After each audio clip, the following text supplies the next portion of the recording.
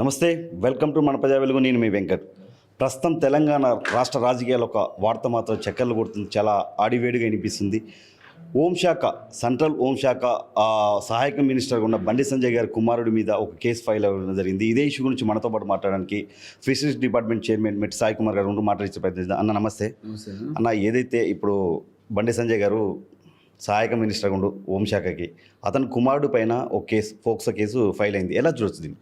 అంటే మీరు నీతులు మాట్లాడే ముందు దాని నీతులను ఆచరించాలని కోరుకుంటూ ఉంటాను. బండి సంజయ్ గారు, మీరు మీ యొక్క రాజకీయ జీవితంలో మీరు గతంలో కూడా ఒకసారి మీ అబ్బాయి కాలేజీలో కొట్టినప్పుడు, కాలేజీ కదా కొట్టుకుంటారు, తిట్టుకుంటారు, అవుద్ది అయిపోద్ది అని ఆయన మీరు తీసుకొచ్చారు. ఇప్పుడు గత 10 రోజుల నుంచి అవుతున్న వ్యవస్థ అని అంటున్నారు. అంటే ఎంతవరకు దాచాలనో, ఎంతవరకు మీరు దాన్ని చేయాలో చేసేసారు. అయినా కానీ మహిళ ఒక జీవితం నాశనమయ్యే విధంగా మీ అబ్బాయి చేసినప్పుడు ఇలాంటి వ్యవహారాలు చేసే ముందు మీరు స్పష్టంగా చెప్పాలి. ఏమని? క్షమాపణ, నేను ఈ విధంగా మీ కుటుంబంలో పాల్గొన్నప్పుడు మీరు రాజీనామా చేయాల్సిందే.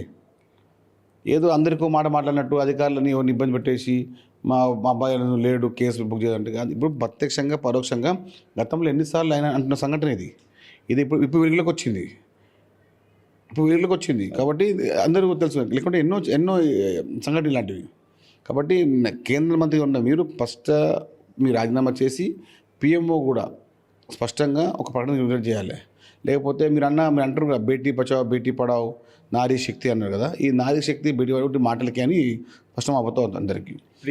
ఎవరైతే బాధితులు ఉన్నారో, బాధిత మధ్యవర్తిగా ఒక సీనియర్ జర్నలిస్టు, అలాగే ఇప్పుడు బీజేపీ పార్టీలో ఉన్న వ్యక్తి వీళ్ళని తీసుకెళ్లి బండి సంజయ్ గారు దగ్గర కూర్చోబెట్టడం జరిగింది. కానీ బండి సంజయ్ గారు దాన్ని సెటిల్మెంట్ కాకుండా భయపెట్టే ప్రయత్నం చేశారని చెప్పి బాధితులు కూడా చెప్తున్నారు. అంటే నేనేమంటాను అంటే, ఇలాంటి చిల్లర పనులు చేసే ముందు మీరు స్థాయి తగ్గట్టుగా వ్యవహరించాలి.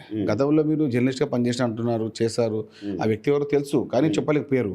కానీ మీకు ఏం చెప్తున్నానంటే, ఒక అక్క, ఒక చెల్లి, ఒక కుటుంబ సభ్యురాలని అన్యాయమైనప్పుడు మనం కూడా ఒక తల్లి బిడ్డలేము కదా, మనం కూడా ఒక అక్క, ఒక చెల్లి, ఒక బ్లీరా చెప్పండి. మనం కూడా మానవత్వం పాటించాలి. ఏదో అధికారం ఉంది కదా, అధికారాలు వారి వ్యవహారాలకి చేసే ముందు నేను వీళ్ళకి న్యాయం చేస్తాను, వీళ్ళు ఏమైనా ఉంటాను అని మాటలు చెప్పే ముందు దాన్ని ఆచరణ తీసుకురావాలి. ఏదో అంటగా మూకోయా బోల్ది పూరా కామ్ కర్ది అన్నట్టు మన ఇష్టమైన మాట్లాడకండి. ఎవరైనా కూడా ఒక కుటుంబానికి న్యాయం చేసే ముందు ఒక నాయకుడికి వెళ్ళినప్పుడు ఆ నాయకుడు మాకు న్యాయం చేస్తారన్నప్పుడు ఆ నాయకుడు కొడుకులే ఆ నాయకుడు అన్యాయం చేసినప్పుడు ఎట్లా మాడతారు? కాబట్టి తక్షణమే మీరు క్షమాపణ చెప్పాల్సిందే, మీరు రాజీనామా చేయాల్సిందే. బండి సంజయ్ గారు, కుటుంబ సభ్యుల యొక్క వ్యవహారంగా మీరే దగ్గరుండి అరెస్ట్ చేయించి జైలు వేయాల్సిందే. ఆ బాలిక ఎవరైతే ఆ బాలిక ఉన్నారో మేజర్ కాదు, అలాంటి అమ్మాయిని మరి నమ్మించి మోసం చేయడం ఎంతవరకు కరెక్ట్? బండి సంజయ్ గారి కుమారుడు ప్లస్ కరీంనగర్లో ఇక్కడ ఏదైతే ఇప్పుడు పేట్ బాషీర్బాగ్లో కేసు ఫైల్ చేయలేకుండా 8 గంటలు హైడ్రామా చేశారు పోలీసులు. అక్కడ కరీంనగర్లో కేసు ఫైల్ చేయడానికి ఇక్కడ ఫైల్ చేశారు. ఎలా చూస్తున్నారు? అంటే ఏమంటారు, అధికారాన్ని దుర్వినియోగం చేయడంలో బండి సంజయ్ గారు వారికి పాత్ర లేదని అనుకుంటున్నారు. మీరు పక్క ఉన్న పాత్ర ఉంది. ఆయన కొడుకుని కాపాడుకోవడానికి విశ్వ ప్రయత్నాలు చేస్తూ ఉన్నాడు. అరే, మీరు చేసే ప్రతి మాటకు, మీరు చెప్పే ప్రతి ఆలోచనకు, సూచనకు ఎలాంటి పొంతం లేదు. ఇప్పుడు మీ అబ్బాయిని గతంలో ఎంతోమంది సార్లు కొట్టినప్పుడు మీరు ఎప్పుడు మాట్లాడినారు? స్కూల్లో కదా కొట్టుకున్నారు, కాలేజీలో కదా మాట్లాడుకుని అంటారు. కానీ ఇప్పుడు ఏం చెప్తారు సమాధానము? ఇది అంటే డైలీ అయ్యేదా ఇది వ్యవహారం? గత 10 రోజులుగా ఏదో కప్పిపించాలి, ఏదో వ్యవహారం చేయాలని చెప్పి అనుకున్నారు. కానీ అది నిజం దాగదు కదా. అన్యాయమైన మహిళ యొక్క కన్నీరు ఎక్కడ ఆగదు, వరదలో కొట్టుకుపోతారు. ఆ మహిళ యొక్క కుటుంబాన్ని రోడ్డు పడేస్తారు. ఇప్పుడు వీళ్ళు ఎవరికి తెలియకుండా కుటుంబం మొత్తం రోడ్డు పడ్డది కదా. ఇప్పుడు చట్టాలు అనేవి రాజకీయ నాయకులకి సామాన్యులకి ఒకేలాగా ఉంటాయా, లేదంటే రాజకీయ నాయకులు సపరేట్ ఏమైనా ఉంటాయా? నేను అదే అంటున్నాను, సామాన్య ప్రజలకు, రాజకీయ నాయకులకు చట్టాలు ఒకే విధంగా ఉండాలని నిర్దేశం చేయాలంటే మనం చట్టపరంగా ముందుకెళ్ళాలి, రాజ్యాంగబద్ధంగా ముందుకెళ్ళాలి. మీరు ఎక్కడెక్కడ అన్యాయం అయిందో మీరు వచ్చి బాగా చెప్పకుండా ఏదో ఒక పేపర్ నోట్కి ఇచ్చేసి నేను నా రాజకీయ కుట్ర అవుతుంది 10 కుట్టారు. అరే బాగా చెప్తే మీ కొడుకు దొరికినాడు, మధ్యవర్తిగా మీ బీజేపీ నాయకుడు పైరవ్ చేసినాడు. అదేవిధంగా ఏ కుటుంబం కూడా అంత ఓపెన్గా రాదు కదా. అయినా కానీ ఎన్నో ఆధారాలు ఉన్నాయి. అయినా కూడా మీరు మీ అబ్బాయిని కాపాడుకోవడానికి ప్రయత్నిస్తే అది చాలా తప్పు. మోసాన్ని చేసినటువంటి మీ కొడుకుని మీ మందలించి జైలు పెట్టకుండా సమర్థించి మీరు ఎంబడి తిప్పడం అంటే మీరు కూడా దీనిలో భాగస్వాములు అయినట్టే అని చెప్పి మేము భావిస్తూ ఉన్నాము. కాబట్టి మహిళా లోకానికి మీరు క్షమాపణ చెప్పాల్సిందే, మీ అబ్బాయిని అరెస్ట్ చేయాల్సిందే, అదేవిధంగా మీరు రాజీనామా చేయాల్సిందే. లేకపోతే మీ అధికారంలో కేంద్ర మంత్రిగా ఉండి మీ అబ్బాయిని తప్పించే ప్రయత్నాలు ఉంటాయి కాబట్టి మన బండి సంజయ్ గారు బాధ్యతగా మీ రాజీనామా చేసి ఒక చట్టపరంగా ముందుకెళ్లాల్సిందే. అన్న ఇంకొకటి అంటే ప్రజల్లో వినిపిస్తుంది బండి సంజయ్ వెనక రేవంత్ రెడ్డి గారు ఉన్నారు, అందుకే ఇప్పటివరకు కేసు ఫైల్ అవ్వలేదు, హైడ్రామా నడిచింది, ప్లస్ కాంగ్రెస్ నాయకులు ఎందుకు మాట్లాడట్లే ఇప్పటివరకు అని చెప్పి మాట్లాడుతారు ప్రజలు. అట్లా ఏముండదండి, మాకేం సంబంధం అండి బీజేపీతో అన్ని వేస్ట్ మాటలు అన్నీ. ఈ చిల్లర మాటలు మాట్లాడే ముందు ఇప్పుడు న్యాయం లోపల ఉన్నప్పుడు ఇక అన్నీ ఏమంటే బాధ్యత మాట్లాడతాం మేమెందుకు మాట్లాడము.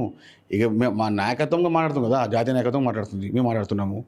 ఇంకేం మాట్లాడతారు ఈ చిల్లర పనులకు, ఇంకేం మాట్లాడతారండి.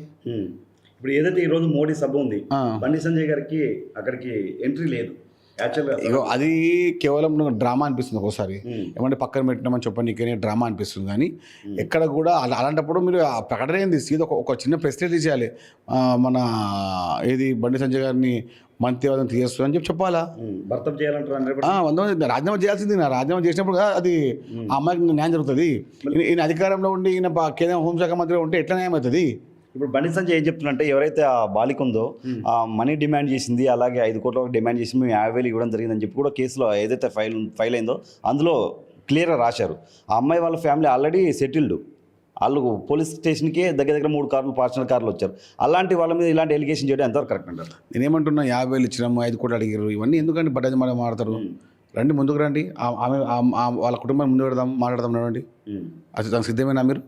అట్లా మాట్లాడకండి. 50,000 ఇచ్చినాము, 5 కోట్లు అడిగారు, ఇలాంటి మాటలు మాట్లాడే ముందు ఒకళ్ళ మీద అభండం వేసే ముందు ఎవరైనా కూడా నేను ఇంత ఒక లేడీస్ కూడా నేను ఇట్లా ఈ విధంగా అయిందని చెప్పి ఇబ్బంది పడే విధంగా వచ్చిందంటే కూడా ఎంత బాధలో ఉంటే వస్తారో తెలుసుకోండి. ఏదో మనము అధికారం ఉన్నాం అని చెప్పి అహంకారంగా మాట్లాడేసి నెత్తి కన్నుకి మాట్లాడితే తప్పు. చాలా చివరిగా బాధితులకి మీ ప్రభుత్వం 100% ఎవరైతే ఎక్కడైతే ఇబ్బంది ఉన్న మహిళా లోకానికి న్యాయం చేకూర్చే విధంగా పదపల్ల ఉంటుంది. ఎక్కడెక్కడైతే అధికారం అంటున్నారో అధికారం అయినా ఉంటే కూడా ఇంతవరకు మేము ఎఫ్ఐఆర్ బుక్ అయింది. మరి ఇది ప్రజాపాలన ప్రభుత్వం. ఇది ఎవరైతే న్యాయంగా ముందుకుంటామో వాళ్ళ పక్షం ఉంటాము. అన్యాయంగా ఎంత పెద్ద నాయకుడు కానీ అధికారి కానీ వదిలే ప్రసక్తి లేదు, వ్యవహారం చేసే ప్రసక్తి లేదు. మీరు అంటున్నారు కేంద్ర మంత్రి గారు, ముఖ్యమంత్రి గారు ఎప్పుడు కూడా తన వాళ్ళైనా కూడా ఆయన వదిలిపెట్టే ప్రసక్తి లేదు. అలాంటి నాయకత్వంలో అలాంటి వాళ్ళ ప్రతిపక్షాలకు ఏముంటారండి, పని పట్ల మనుషులు వాళ్ళ బురద మీద వేస్తూ ఉంటారు రాళ్ళు. నేనేమంటారు అంటే మీరు మాట్లాడే ముందు అంటే మేము బండి సంజయ్ గారు కుటుంబ సభ్యులుగా గతంలో ఎన్నో వ్యవహారాలు చేసినప్పుడు కూడా మేము గట్టిగా మాట్లాడినాము. కానీ ఇప్పుడు ఏంటంటే ఇప్పుడు ఒక మహిళా లోకం కదా, న్యాయం చేయకపోతే బాధ్యత మేము వాళ్ళకి న్యాయం చేస్తాము. న్యాయం జరిగేంత వరకు పడుతుంటాము. 100% చట్టం తన పని తీసుకుపోతుంది. పెద్దన్న ఎవరండి ఒక సామాన్య మహిళా కుటుంబానికి మన న్యాయం చేయకపోతే ఎవరండి చెప్పమని? ఒక అధికారంగా ఉండి ఒక అధిక పక్షంలో ఉండి ఎంపీగా పనిచేసి కేంద్ర మంత్రిగా పనిచేస్తూ ఉన్నారు. కనీసం ఒక మహిళ ఈ మధ్యలో ఏదైతే బండి సంజయ్ గారు కేంద్ర మంత్రి అయినాక దాడులు ఎక్కువైపోయాయి. మన కౌశిక్ రెడ్డి ఇంటి మీద కూడా దాడి చేయడం జరిగింది. ఇది ఎంతవరకు కరెక్ట్ అంటారు? అంటే నేనేమంటున్నా అంటే అహంకారంగా చేస్తే ఈ విధంగా ఉంటుంది. అహంకారం పతనానికి నాంది. ఎవరైనా కానీ కౌశిక్ రెడ్డి కూడా ఏమి ఆడ చిల్లరగాడు, వాడకోడు, ఏం మాట్లాడదు అని తెలియదు, లుచ్చ మాట మాట్లాడుతూ ఉంటాడు. ఈయన కూడా అంత కూడా లుచ్చలకి పనులు చేస్తూ ఉంటారు.